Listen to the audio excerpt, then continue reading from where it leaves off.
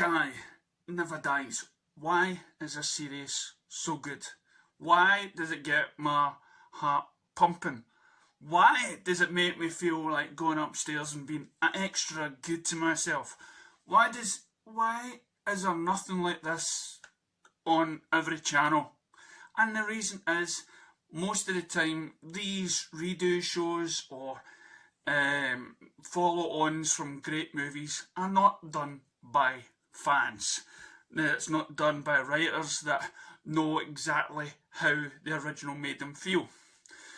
Now, you take something like Stranger Things, for instance, when it's a kick back to the 80s, and you can tell with what makes that show good as well is that the writers were fans of shows that were on in the 80s. They're taking the influence, they know, they're taking songs from the past, and that's exactly what Cobra Kai does. It takes the feels, it takes the feelings of these characters. And I mean, Cobra Kai, if anybody's ever seen Crackhead, especially if you're of the generation when you went to the movies to see the original, when you've spent the last 10, 20 years or so thinking that guy, that blonde-headed guy in the first movie was a right bad one, then you get another side of the fence saying, no, he was actually the real Karate Kid. Well, this show actually makes you think twice, and that's what really compels you. I've known people that says, you know, how can anybody like him? And then within the first season of Karate Kid, you're actually rooting for the guy. You're wanting things to happen within that first series. You want them, and even though by doing that you're going to limit how many seasons the show can produce, well, these great writers, one of them produced by Will Smith, he grew up probably watching the films and being a fan himself. And so what does this Cobra Kai do? Well, apart from the great music scores, which is based on the 80s, and you get the guy who get people that are stuck in the 80s, people that grew up being a teenager in the 80s, like myself and whatnot, and we can see a different time. I grew up when Arnold Schwarzenegger and Sylvester Stallone, they were all the action heroes, and you had the music, and it was cheesy, but it was fun, and it was uplifting, and you had that sort of action hero movie that is very lacking in today. We look at, say, Star Wars. Well, we want that same feeling we did as we were a kid. Sadly enough, the films that came out by Disney were not really made by fans. Were not really made by people that grew up loving the franchise. That's why something like Mandalorian is taken off, because it was done by somebody that has the heart and soul of a fan. So Cobra Kai through season 1, 2 and 3, what does it give us? It gives us that long await, it gives us those great karate fight scenes, even though we see our heroes being 45, 50 years old men fighting as though they were 18. Does it have the same effect if today's generation was to watch it? You know, would they get it? No, because it's something that our generation has probably seen several times throughout their days, and it's something that we put on and we pass. And I'm shocked to actually think that there's a generation of kids out there that have never seen it. I blame the parents. How could you grow up and not show Karate Kid to one of your kids? Now, I went to karate. It was tough. It was really tough. I mean, I wouldn't say as far as Cobra Kai or that stookies you in the head sort of hang. It's not as tough as that. But when I spoke recently to my old karate teacher, he did say that you couldn't teach the karate the way it is done today because it's full of the Me Too crowd. And that's sadly what's happening to movies and TV shows of today. That it is just full with political agendas. And Cobra Kai has none of that. In fact, it actually questions specifically by by what was originally the bad guy, who's stuck in the past, and that really means a lot to me. When you watch that show, people that live in their past, that live still as though they're 18 years old. And I get that. I can sometimes think I'm living in the past. I'm trying to reconnect my past. And it's mostly the women that tends to have moved on from their teenage years. Their long lost love that they had in their teenage years is past. They can actually move on. They don't need to rekindle that. But sometimes men, I think, can't let go, and that's why most of the time men are childish, because we can't let go. And it's something that we've got to learn, and this is something that Karate Kid, Cobra Kai has done. It's taken our childhood and they're trying to say we have to move on from the past. We have to put our differences in the past. I was just watching an episode of Enterprise where the future meets this other younger generation and says, no, before you can go home, you've got to put by your differences. And that is what Cobra Kai is. There's so many stuff in Cobra Kai that makes it marvellous. Now, I'll give you a list of things. For instance, it gives you the history of each character. It gives you the journey and what got them to where they are. It revisits minor characters in the Karate Kid movie franchise, and we are shown where they are and what input Danny Russo or no input that he had on the people and where they are. And because of something like A Wonderful Life, where would these people be if they never met these people, if they never had these sort of adventures in their past?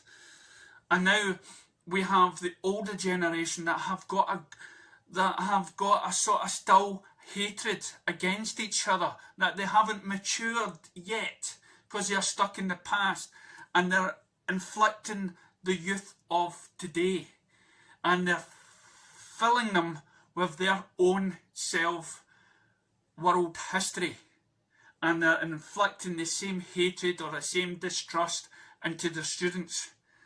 And now, when we get to season 3, we suddenly realise that they have to come together. They have to come together because they've realised that they are stuck in the past. We have to move on and forgive ourselves for what we did in the past, forgive others, try to see each other in a different way, get another person's perspective. And that's what we always said about the Karate Kid, that there were two perspectives. Who was actually the baddie? Was it Danny or was it Johnny? Who was the real baddie in that scenario? And we get that in the Cobra Kai when we see the students being typical teenagers, where they love one person for 5 minutes, then they love another person for another, and it's the jealousy, and they're needing to be accepted for who they are. And that's why they sort of join the club that speaks highly to them, that gives them the attention that they need, but they don't realise that the attention that they're going for, that the answers that they're looking for, although they might think wait a minute, this is the answer I'm looking for. Being a teenager, you don't know the right answer. You don't get why you may think your mum and dad sort of has portrayed you in some way. It's not. It's they have to keep getting the hits like any other parent.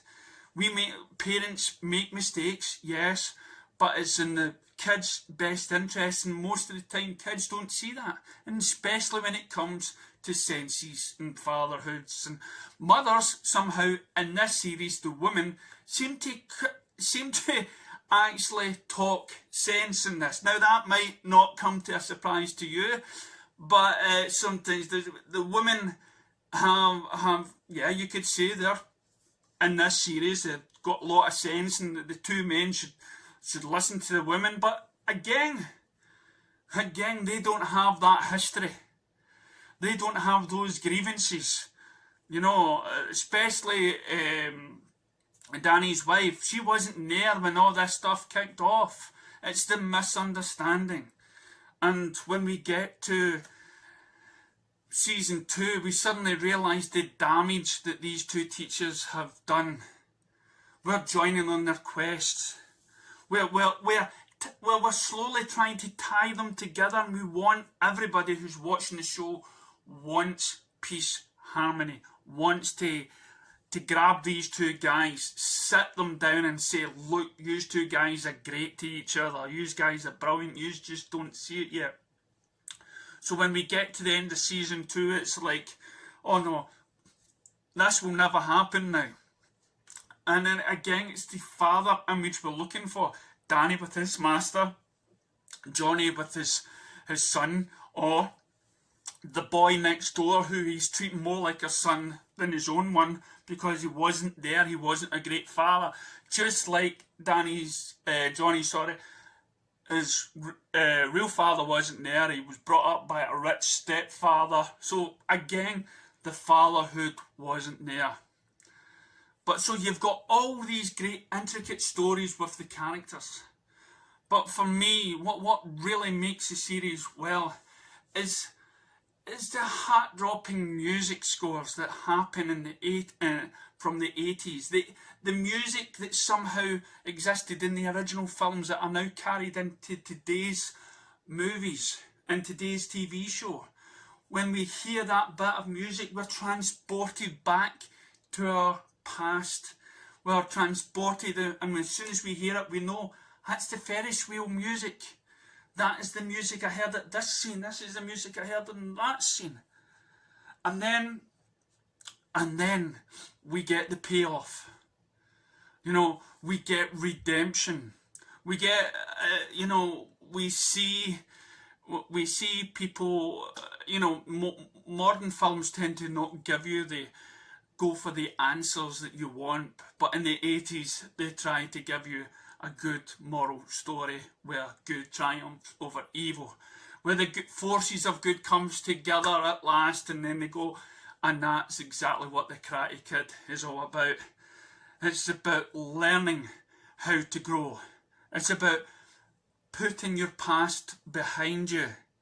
It's following in the right steps of a father figure that may not be at that time what you need, what you want, but it's what you need. And for me, there should be more shows like this. I can't think of another show that should be given the same sort of treatment. But what it does say to me is shows like Star Wars or any franchise whatsoever, we need people behind the scenes that are writing the episode that were huge fans, and they let them be in charge, because it's those fans that are a part of many of us globally, worldwide, and it will forever stay. And that's, for me, shows you how important movies, TV shows, and how great of an art it is to bring you feeling happy, feeling good, feeling sad, anxious for the next episode. You know, that is what art does. That is what being a fan is all about. And so my hat's off to Cobra Kai and to Miyagi-Do. So we gotta take a night train to the other city.